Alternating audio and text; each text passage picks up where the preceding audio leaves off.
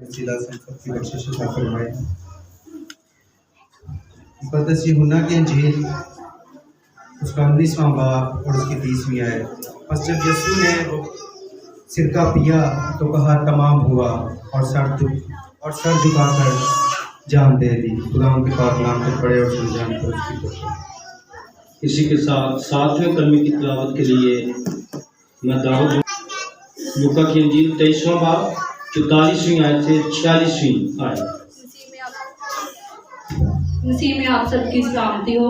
मेरे साथ निकालें लूका की इंजील उसका 27 बाब और उसकी 46 आयत। फिर यीशु ने बड़ी आवाज से पुकार कर कहा, ऐ बाप, मैं अपनी रूह तेरे हाथों में सौंपता हूँ। और ये कहकर दम दे दिया। खुदाम के पास नाम के परे और सुने जाने पर खुदाम की खास बरकत हो। आमीन। क्योंकि वक्त काफ़ी हो चुका है, इसलिए ये खामोशी ये कोई अचानक खामोशी नहीं है, बल्कि ये खामोशी एक फितरतन है। और ये फितरत जो खामोशी को कायम किए हुए थी वो चौथे कलमे से आगाज करती है। चौथे और 5वें कलमे के दरमियान जब खुदा यीशु मसीह ने ये कहा मैं प्यासा हूं, और जब आप इन तीनों हवालों को पढ़ेंगे तो एक खास बात आप देखेंगे। मैं 6वां और 7वां कलमा दोनों को एक साथ लेकर चलूंगा। आपने अभी थोड़ी देर पहले सुना कि मसीह ने जब ये कहा कि मैं प्यासा हूं, उसके साथ साथ ये भी खुदा का कलाम लिखा गया है कि उसने जान दे दी, सर झुका दिया। जब आप 6ठे कलमे को भी पढ़ते हैं तो वहां पर भी हल्का सा इसका जिक्र मिलता है कि उसने अपनी जान दे दी। तो फिर 7वां कलमा जिसको हम देखते हैं, जिसमें खुदा यीशु ने कहा, ऐ बाप, मैं अपनी रूह तेरे हाथों में सौंपता हूं। जब जान पहले दे दी तो फिर रूह क्या है जो उसने अपने बाप के हाथों में सौंप दी। मेरे जो इन दोनों बातों को समझना हमारे लिए इंतहाई आसान है और हमारे लिए बरकत का बायस भी है। जैसे ही जिस्मानी दुख में मसीह पुकारता है कि मैं प्यासा हूं, उसी के साथ मसीह उस प्यास और फिर खसूस उस पूरे प्रोजेक्ट को, उस सारे प्लान को, मंसूबे को जो खुदा ने अपने बेटे यीशु के वसीला से पूरा किया है, उसके बारे में तस्दीक कर दी और कहा तमाम हुआ। वो क्या है जो तमाम हुआ है? वो पेशगोइयां यीशु मसीह की पैदाइश के बारे वो पूरी हो चुकी है। वो पेशगोइयां जो खुदा के कलाम के अंदर नबियों ने बड़ी तशरीहन, बड़ी अमलन ये बातें कही। और क्या कहा? जब मसीह की कुदरत काम करती है, मसीह का रुतबा काम करता है, मसीह के अल्फाज काम करते हैं तो मौजज़ात होते हैं। वो तमाम कुदरती काम और इलाही जात इस कदर जब काम करती है, उन कामों के मुकम्मल होने की तस्दीक मसीह यीशु यूं करते हैं कि तमाम हुआ। कुर्बानी का वो पूरा अमल जिसे एक कहन अदा किया करता था, वो खून लेकर पाक मज़बा पर जाया करता और उम्मत यहूदियत के लिए, बनी इस्राएल कौम के लिए शफायत करता था। सलीब पर लटका ये मसीह अपनी पूरी दुनिया के लिए, जिसके बारे में मुक़द्दस यूहन्ना यूं बयान करता है कि खुदा ने दुनिया से ऐसी मोहब्बत रखी कि अपना इकलौता बेटा बख्श दिया, ताकि जो कोई उस पर ईमान लाए हलाक न बल्कि हमेशा की जिंदगी पाए। ये वो काम था जो मसीह की सलीब के बगैर, उसकी जान देने के बगैर, उसकी मौत के बगैर हमेशा की जिंदगी इंसान हासिल नहीं कर सकता था। इस कलमे की तशरीह और भी बहुत ज्यादा है। मेरी दृष्टि में यह है कि मसीह के جب یہ کہا کہ تمام ہوا، اس نے اس وعدے کو بھی پورا کر دیا کہ جو کوئی اس پر ایمان لائے ہلاک نہ بلکہ ہمیشہ کی زندگی پائے۔ ہمیشہ کی زندگی جس کے بارے میں انسان کو باغ سے نکال دیا گیا تھا، جس کا آدم اور ہوا گہرا تجربہ رکھتے تھے ہمیشہ کی زندگی کا، اب ان کے پاس وہ تجربہ نہیں رہا، اب وہ اس ابدی زندگی میں سے نکال دیے گئے تھے۔ اس لیے مسیح نے کہا اب تمام ہوا ہے، وہ بھی کہ انسان ابدی زندگی پا سکتا ہے۔ جو ابدی زندگی سے نکال دیا گیا تھا اب وہ کام پورا ہو گیا ہے۔ اب انسان مجھ پر ایمان لائے گا تو وہ ہلاک نہیں ہوگا بلکہ ہمیشہ کی زندگی حاصل کرے گا۔ یہی وجہ ہے کہ آپ سب سے بھی مکاشفہ کے اندر تیسرے باب میں کہا گیا کہ تو جان دینے تک وفادار ہے تو تو زندگی کا تاج پائے گا۔ ابدی زندگی جس کام کو مکمل کرنے کے لیے مسیح اس دنیا میں آیا، اس نے کہا تمام ہوا، کیونکہ اب ساری نجات کا کام پورا ہو چکا تھا۔ جب مسیح نے یہ اعلان کر دیا تو اس کے تھوڑی دیر کے بعد مسیح نے کہا اب آپ میں اپنی روح تیرے ہاتھوں میں سونپتا ہوں۔ اسے سپردگی کا کلمہ کہا جاتا ہے۔ میرے دوستو، جب پانچواں اور چھٹا کلمہ آپ پڑھتے ہیں تو مسیح کی جان جو جان کنی کی حالت ہے، مسیح کا دم یعنی اس کی روح نہیں نکل سکتی تھی۔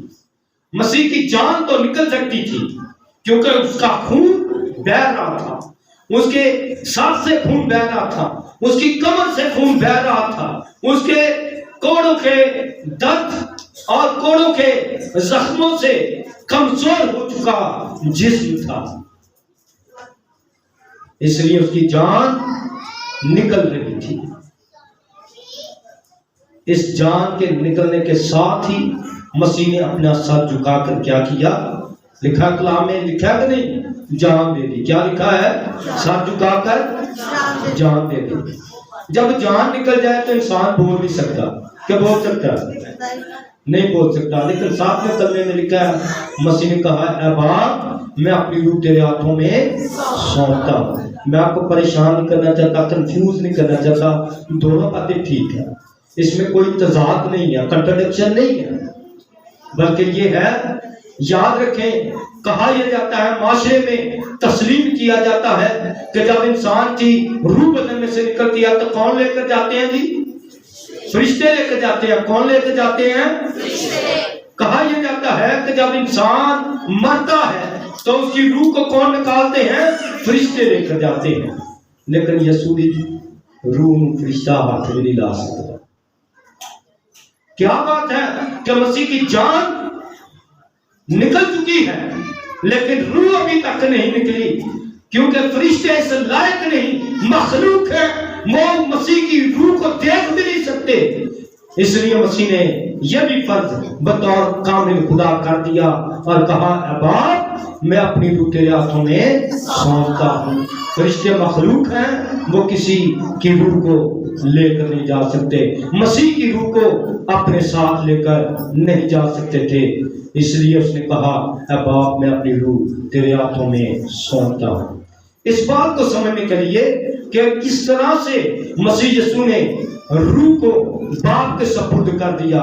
میرے جو آپ کے گھر میں ہو سکتا ہے ایک مکان ہو، ایک کمرہ ہو سکتا ہے آپ کے گھر میں 2 کمرے ہوں۔ اگر 2 کمرے ہیں تو یوں ہی سمجھ لیجئے کہ ایک کمرے سے نکل کر دوسرے کمرے میں داخل ہونے کے لیے آپ کو سفر کرنا پڑتا ہے۔ مسیح نے بھی اس دنیا سے نکلنے کے لیے، آسمانی دنیا میں جانے کے لیے کہا اے باپ میں اپنی روح تیرے ہاتھوں میں سونپتا ہوں، یعنی مسیح ایک کمرے سے نکل کر دوسرے کمرے میں داخل ہو گئے اور پھر تیسرے دن مردوں میں سے جی اٹھے ہیں۔